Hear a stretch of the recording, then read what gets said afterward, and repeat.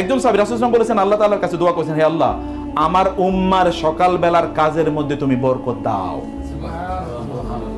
যিনি এই হাদিসটি যিনি বর্ণনা করেছেন ওই সাহাবী, তিনি বলছেন রাসূলুল্লাহ সাল্লাল্লাহু আলাইহি ওয়াসাল্লাম যখন এই কথা আমাকে বললেন, মানে আমি যখন তার কাছ থেকে কথা শুনলাম, শোনার পর থেকে তিনি ছিলেন ব্যবসায়ী। তিনি বললেন যে আমি আমার ব্যবসার কাজটা, আমার লোকগুলোরে আমি বাজারে পাঠিয়ে দিতাম আমার পণ্যগুলো নিয়ে সকালবেলা সবার আগে, তখন বাজারে কোনো লোক নাই, কিন্তু তারপরে আমি পণ্য পাঠিয়ে দিতাম। আমার লোকেরা পণ্য বিক্রি করে যখন বাসায় আসতো তখন অন্যরা বাজারে যাইতো, আর এর মাধ্যমে আমি আমার গোটা অঞ্চলের সবচেয়ে বড় ধনী মানুষে পরিণত হয়ে গেলাম।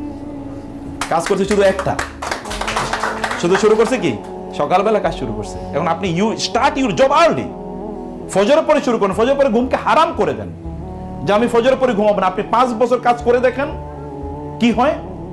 আপনি 5 বছর, আমি একটা ইউনিভার্সিটির প্রফেসর, সেই ইউনিভার্সিটির যিনি প্রতিষ্ঠাতা উনি এখন 42টা প্রতিষ্ঠানের মালিক।